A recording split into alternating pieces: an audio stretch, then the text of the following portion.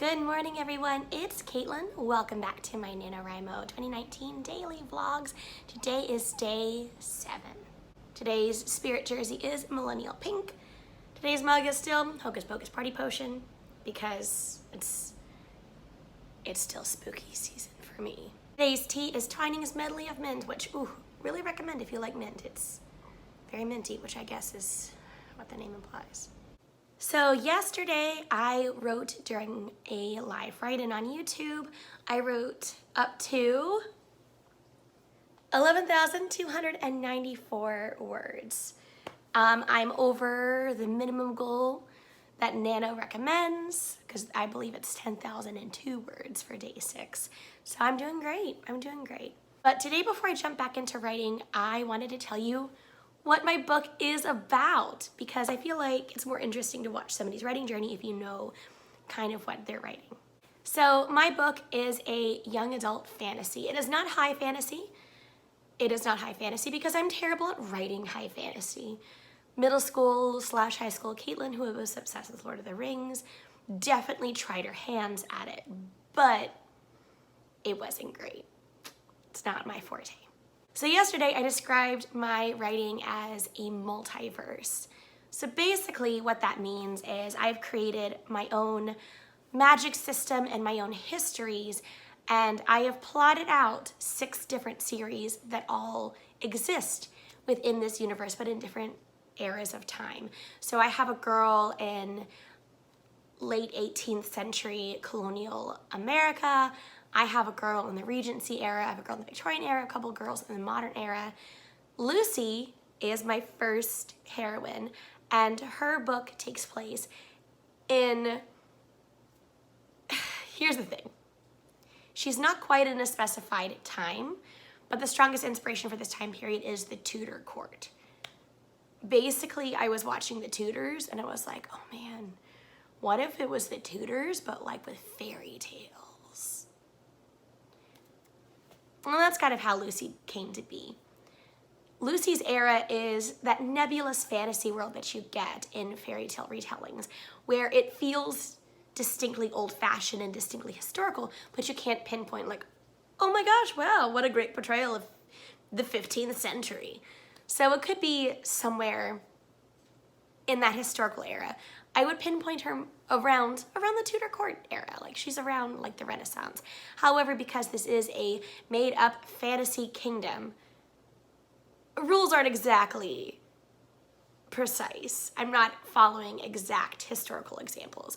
It'll make sense as I keep writing. Right now, I'm trying to focus on just Lucy, and I'm keeping in mind as I'm getting ideas for the other series that will come up later as I write, because like, I talk about this like I'm gonna write all this in like the next year. This is gonna take me a while to get through all these different series.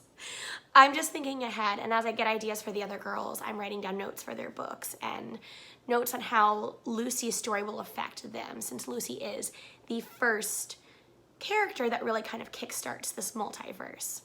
So Lucy's story, all of her stories actually, it's gonna be, I think, a 5-book series with Lucy. Why do I do this to myself? I can't write standalone books, y'all. Like, I can't write standalone books. My brain goes, write a series. And I go, okay, that sounds great. And then I'm like, why did I do this to myself? But here we are.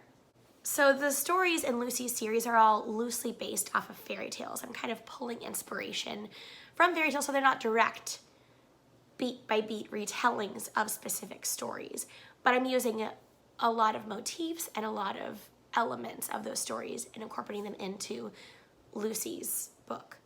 This first one is mostly based off of the fairy tale of the 6 swans, which I'll leave a link below if you want to check out that fairy tale for yourself. It's not one that's like really well known, but it really fit with what I wanted to tell with Lucy's story. So Lucy is my main character. She is the daughter of a duke who lives in the royal court, and she has 2 best friends. She has Prince James and Nell. James, she has known from babyhood. They were born 6 months apart. Their mothers are best friends. Lucy's mother is the primary lady-in-waiting to the queen. Actually second, but that's another story. We'll get to that later. And James is the second-born prince. His older brother is the crown prince. So the older prince is very focused. He's like, I'm gonna be the high king of Archipelago someday. I gotta like become a good king. And James is like, I'm just here to have fun, you guys. So he has this whole history of getting in trouble constantly, and he's always playing pranks, but he's just really lovable, a little bit irresponsible, but everyone loves him. He's a very charming kid. They're around 14, I should specify that. In this first book, my main characters are around 14 years old. Nell is your traditional YA heroine. She's gorgeous, but doesn't care about it because she doesn't really realize she's beautiful. She's got long red gold hair that's always, escaping her braids.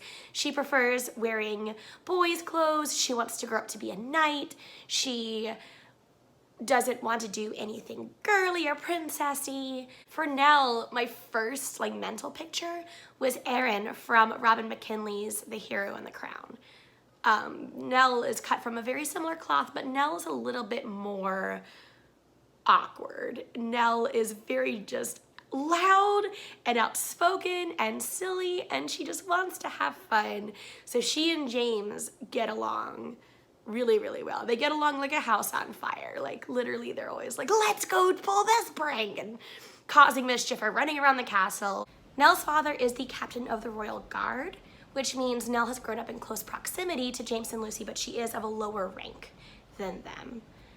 But she doesn't care. She doesn't even notice that. And her mother died when she was 3, and her father has always just let her run wild. He's just, you know what, there's time for you to be, a girly grown-up later on in life. Like, you can become a lady of the court later, whenever, it's fine. So Nell's like, yeah, I'm gonna do what I want. And then we have Lucy. Lucy is sensible. She is practical. She is very well behaved. The only reason she's gotten in trouble in her whole life is that James and Nell drag her into everything. And so constantly they're getting in trouble, and they're like, come on, Lucy. And she's like, I don't know what happened. It happened. I don't know.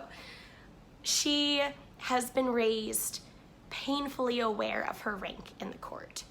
She knows that she is one of the highest ranking nobles in the court, even though she's 14, and it's a lot of pressure. And so she is very ladylike. She is very polite. She's very educated.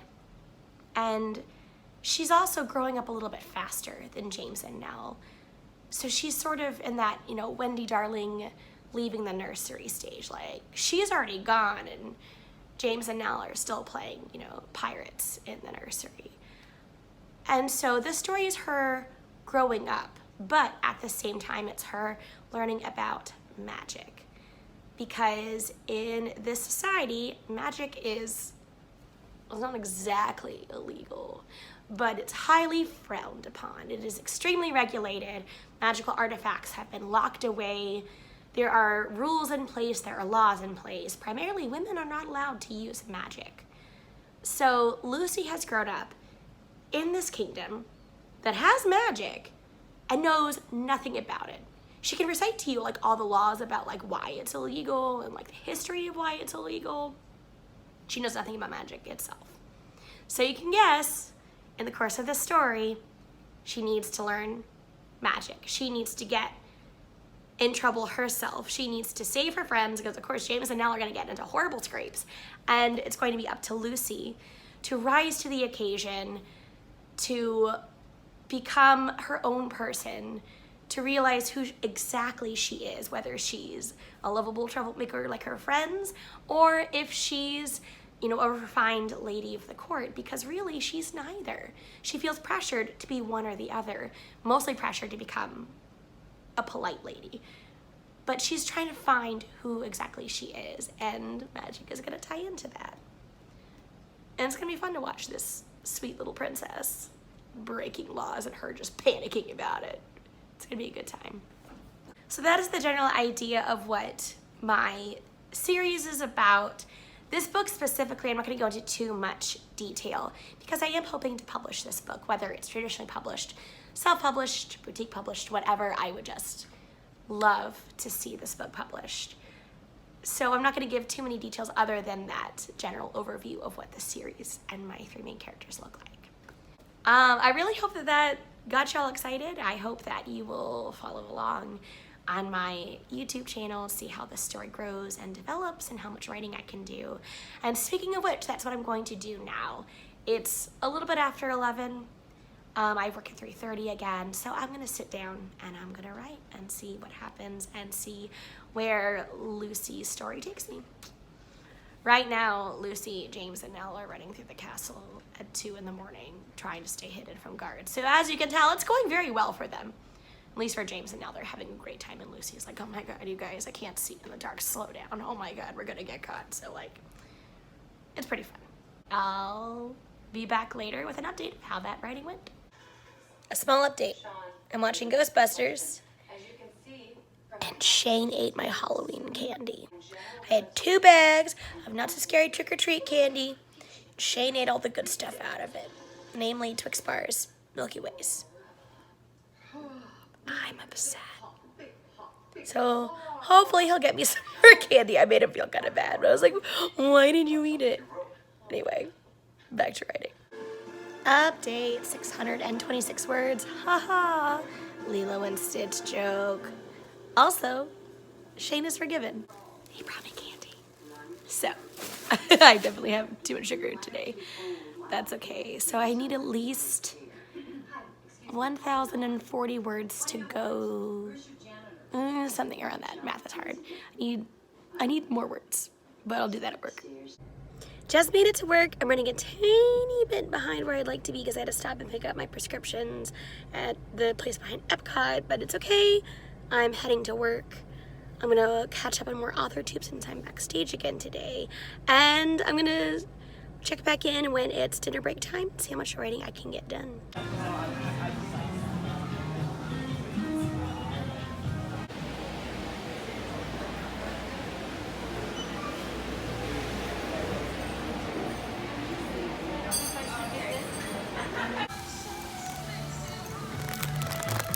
Marshmallow thing.